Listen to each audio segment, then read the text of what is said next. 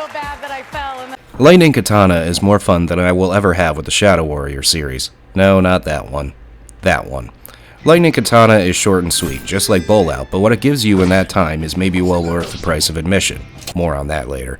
The story starts off with you, the Katana Man, in your main hub, where you can select story missions as well as an arcade mode after you defeat the game. In Lightning Katana, you play as Katana Man as you are on a mission to retrieve your stolen dog from a rival gang. The first level is a training mission, and right off the bat, the visual presentation reminds me of how Fashion Police Squad used the Unity engine. Everything is crisp, vibrant, and bright to look at.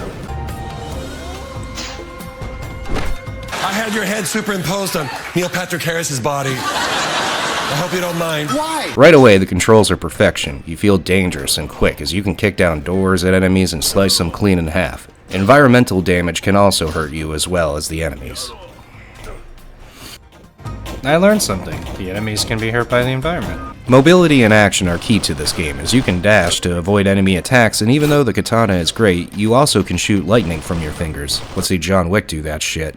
This is also the second comparison I can make to Fashion Police Squad, as much like in that game, certain enemies require certain attacks or weapons to kill. So on its surface, the game is more strategic than you would think. After each door you kick down to each skirmish, you enter next. Fuck yeah. At the end of each level, you get graded for your run, so some reason to come back to the game if you want to be a purist. Back at the main hub, you can buy levels and game modes from your dog, who I thought was kidnapped. So, who am I going John Wick for exactly? There's enough enemy variety to keep things engaging, and at times the game can have a tense feel of the need to continuously move forward, not unlike a Angerfoot or Mullet Mad Jack. Heck, even a couple of levels have the floor behind you becoming lava, not unlike the fire chasing you in Cruel. Now it's time to talk about the two problems this game has.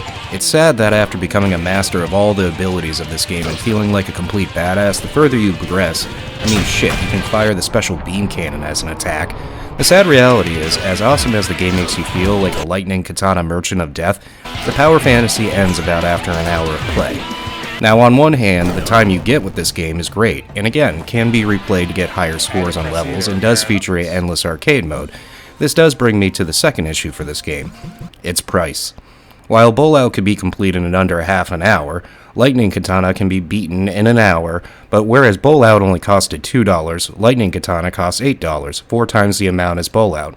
Now is Lightning Katana 4 times better than Bowl Out? Hell, justified. Maybe, but this is definitely one of those games that when it's on sale I would 100% recommend getting. It's charming visuals, music is great,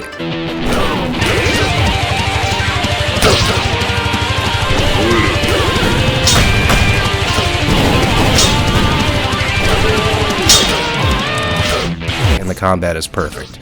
Again, better than Shadow Warrior.